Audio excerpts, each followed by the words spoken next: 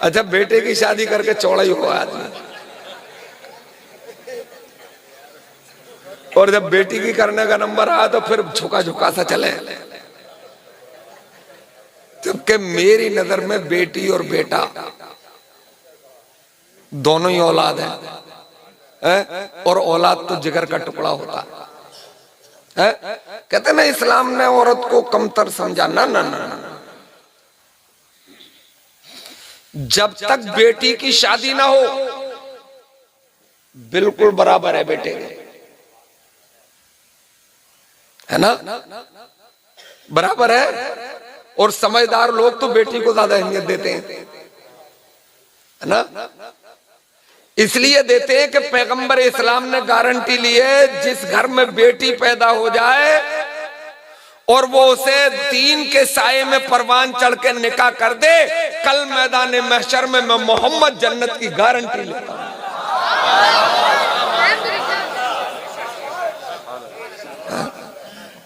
और जब निकाह हो जाए तो फिर शौहर उसका हाकिम होता है, इसलिए कि निजाम बरकरार रहे, है ना। एक जिले के दो डीएम नहीं चलेंगे, एक सूबे में दो मुख्यमंत्री नहीं चलेंगे, घपला हो जाएगा। एक मुल्क में एक हुक्मरान चलेगा, दो होंगे तो मामला बिगड़ जाएगा। एक घर में हाकिम एक ही होगा तभी मामला बनेगा, है ना। तो मैं वो बात बता रहा था आपको, बात तो समझ में आ रही है कि सरकार ने फरमाया कि निकाह मुफलिसी दूर करने के लिए करो,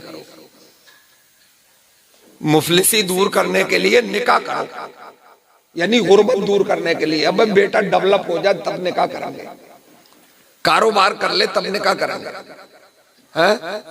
निकाह करो, इसका मतलब ये सिनफे नाजुक इतनी बड़ी रहमत है, घर में आएगी तो बरकतें लेके आएगी।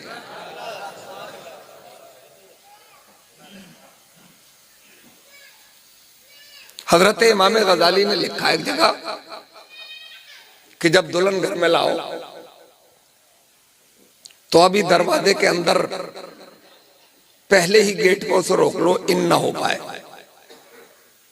पैर धो किसी बर्तन में, फिर ऐसे बर्तन में उस पानी को करो जिससे धार बनाई जा सके, जैसे लोटा, और पहले दरवाजे से लेके आखिर दीवार तक उसे पानी को बहाओ। फरमाते हैं कि इस अमल से घर की मुसीबतें टलती हैं, इस घर से, इस अमल से घर की आफतें दूर होती हैं और खुदा की रहमत का नुज़ूल होता है। और एक अंग्रेज ने लिखा कि निकाह क्या है? बिजली के दो तारों का संगम है, नेगेटिव पॉजिटिव का, मुस्बत और मनफी का। अगर ये सही जुड़ गए तो घर का हर उपकरण काम करेगा, पंखा भी चलेगा, वॉशिंग मशीन भी, मिक्सर, जूसर, ग्राइंडर भी, फ्रिज भी, कूलर भी, हर चीज चलेगा ना। और स्पार्किंग होती रही तब, मतलब चिंगारियां छूटती नहीं तब, नहीं चल तो सकता है मगर फ्यूज होने का खतरा है, खराब होने का खतरा है।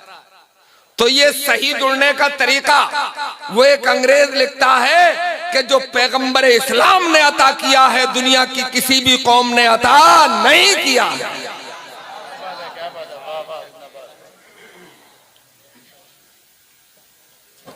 पैगंबर इस्लाम ने एक एक पल का सबक पढ़ाया। घर में बीवी आ जाए नाकिसुल अक्ल है, यानी अकल मर्द के मुकाबले में कम है।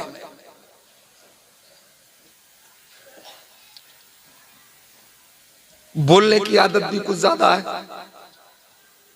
अच्छा, औरत में कुछ बोलने की आदत ज्यादा होती है ना, है ना। हमारी अपनी बेगम, मैं आया तो दीवार से बात कर रही है, अल्लाह जाने क्या कर रही है।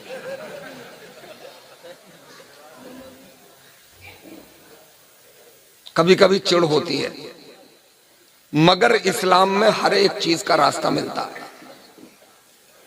एक बुजुर्ग का कौल मिला कि अगर अल्लाह तबारक व तआला औरत को ज्यादा बोलने की आदत वदियत नहीं फरमाता तो इस दुनिया के अक्सर लोग गूंगे रह जाते। जीरो साइज का बच्चा दूध पिला रही है, मेरा बाबू, मेरा लाल, जाने क्या क्या कह रही है, मुझे वो अल्फाज याद थोड़े। झूला झुला रही है, उन न जाने कैसी कैसी लोरी सुना रही है। बच्चा बोलना नहीं जानता है, बच्चे में सूझबूझ नहीं है, मगर अम्मा बोलती चली जा रही है, लोरियां दे रही है। वो अलग बात है कि दुनियादार दुनिया की लोरी देती है और जो कनीज़े फातिमा होती है वो ये कह के बच्चे को सुलाती है कि हर दर्द की दवा है सल्ले अला मोहम्मद, तावीज़ हर बला है सल्ले अला मोहम्मद।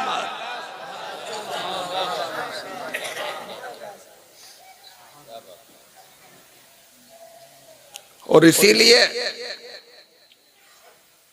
ये औरत की बोली का कमाल है कि यहां का बच्चा रोटी को रोटी कहता है और इसी शक्ल सूरत का बच्चा लंदन में ब्रेड कहता है? यहां का पानी को पानी वहां का वाटर कहता है, इसलिए कि अम्मा या बचपन से पानी बोलती है और वहां वाटर बोलती है।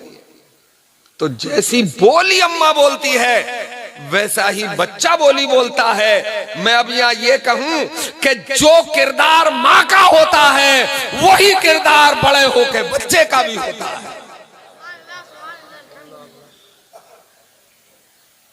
तो किरदार घर से बनता है। निकाह करो और मालदारों से गुजारिश है कि तलाश कर करके शरीफ गरीबों की बेटियों से निकाह करो, है ना। और फिर देखो खुदा की रहमत की मूसलाधार बारिश।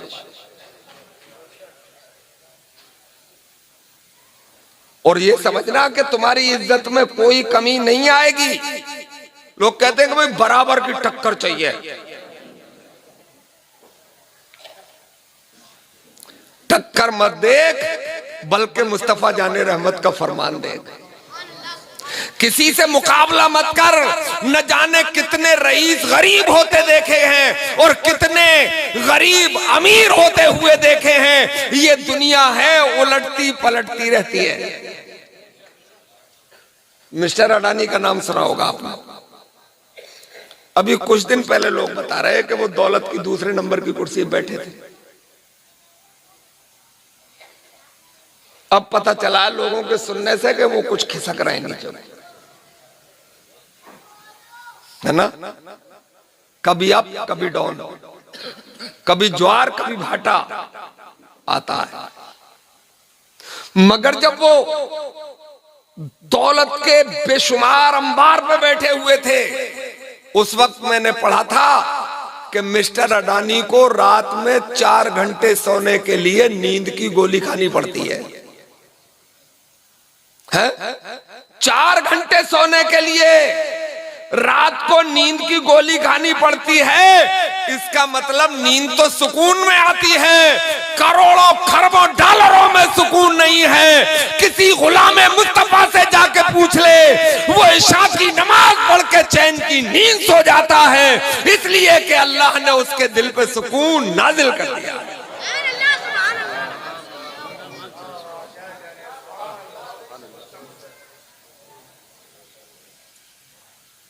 और जितना दुनिया को चाहेगा इतनी बेचैनी बढ़ेगी।